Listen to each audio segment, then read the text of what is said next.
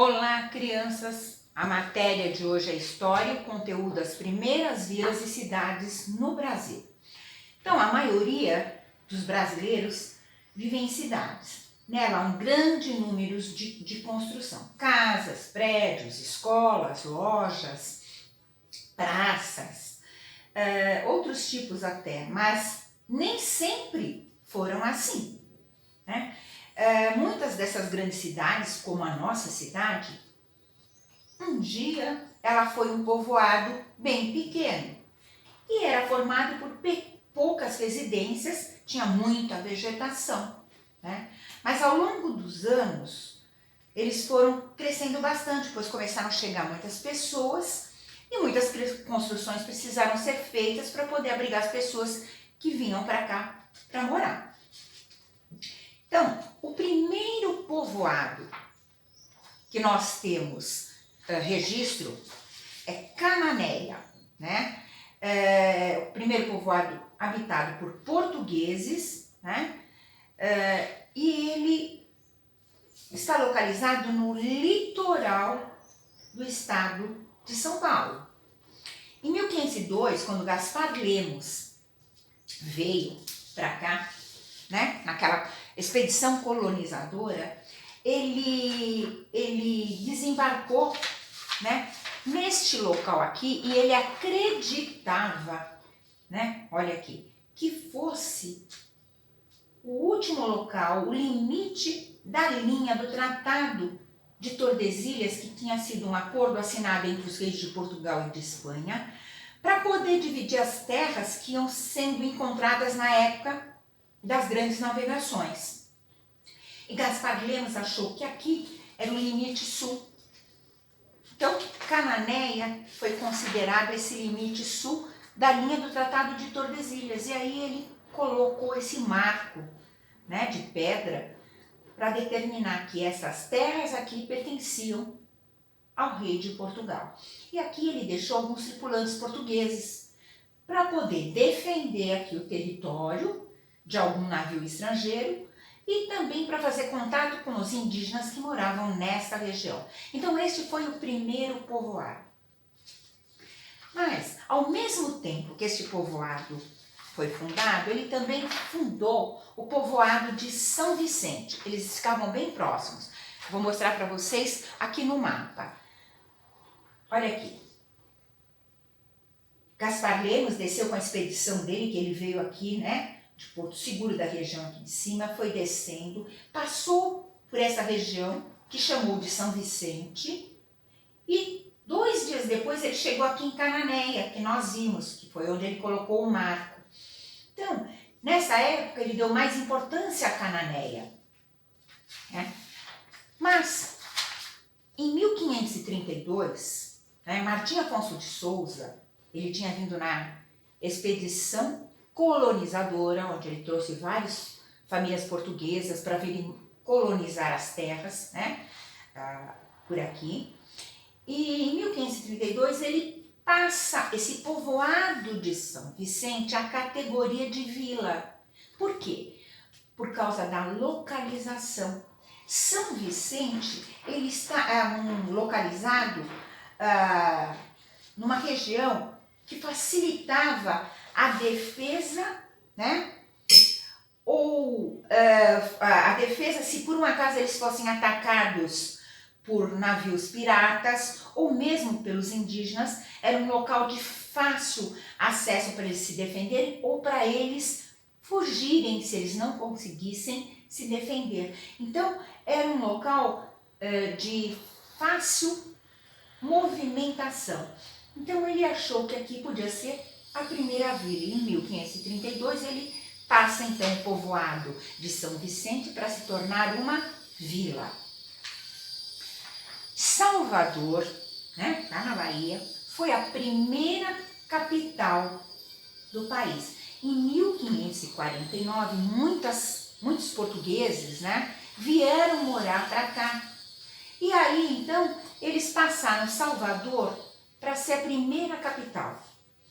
Aqui nessa região, eles escolheram a região alta aqui de São Salvador, que era chamado São Salvador, Eles escolheram essa parte alta porque essa parte alta ela facilitava eles tomarem conta dos navios que pudessem chegar aqui pelo litoral, né? Se fossem navios piratas, né? Que viessem para atacar, então eles tinham a facilidade de procurar já se defender mesmo antes deles se aproximarem. Então, pela altitude era fácil eles vigiarem. Então aqui, nessa parte alta, foi construídos muitos prédios, né, públicos. As pessoas que tomavam as decisões, né, dessa região ficavam em prédios por aqui. Foram construídos também igrejas, foram construídos praças, né, e também foram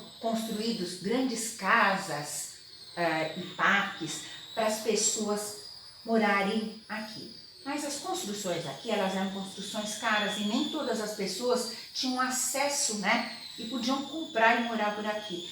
Então as pessoas mais simples, mais pobres, elas precisavam morar, elas vieram morar nessa parte baixa, onde era mais barata a construção aqui. As ruas eram estreitas e escuras. Então, quem não podia comprar aqui, que era um lugar de pessoas mais nobres, que tinham mais dinheiro, passaram a vir morar aqui nessa região mais baixa.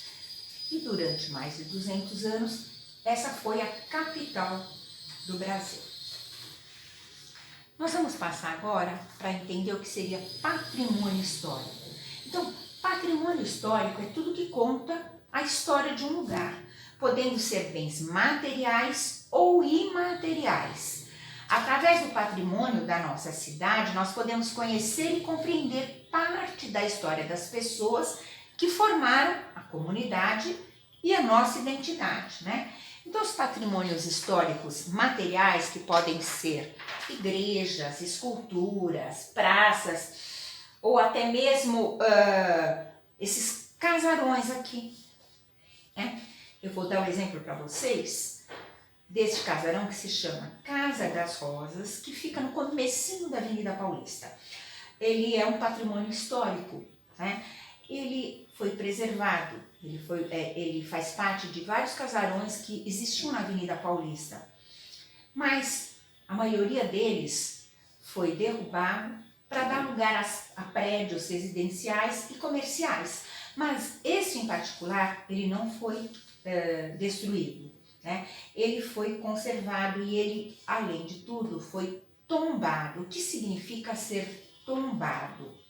Tombado é quando os órgãos responsáveis pelo patrimônio histórico decidem que ele não pode ser derrubado. Ele precisa ser conservado, ele pode apenas ser restaurado para ficar como ele era quando ele foi construído, originalmente como ele era. Então, tem que se respeitar toda a construção original, inclusive a cor. Então, este patrimônio aqui, a Casa das Rosas, ela não pode ser demolida e não pode fazer nada de novo, né? Só pode ser restaurada, tá? Porque as características originais não podem desaparecer.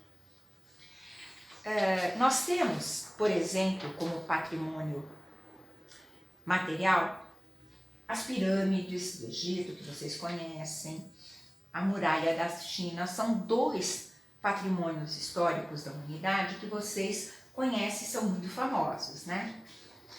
Nós também temos aqui no Brasil patrimônio histórico natural, ou seja, essa vista aqui do arquipélago de Fernando de Noronha. Isso daqui é considerado um patrimônio histórico, não só do Brasil, mas pela Unesco do mundo inteiro, né? A Unesco considera um patrimônio histórico natural, né? Temos também o Pantanal Mato Grossense, que também fica no centro-oeste do nosso país, também é considerado um patrimônio histórico natural. E nós temos o patrimônio histórico que é imaterial, ou seja, que faz parte da cultura do Brasil. Então, nós temos o Carnaval, que é conhecido no mundo inteiro, é um patrimônio histórico imaterial. Nós temos as festas juninas do Nordeste muito famosas. Nós temos festas do Boi Bumbá, do Divino Espírito Santo. Todas essas festas do Nordeste fazem parte do patrimônio histórico e material, mas faz parte da nossa cultura. Nós temos também a literatura de cordel, né? Que é um patrimônio cultural também material. É da região do Nordeste. Eu vou só contar por que esse patrimônio cultural chama-se cordel aqui.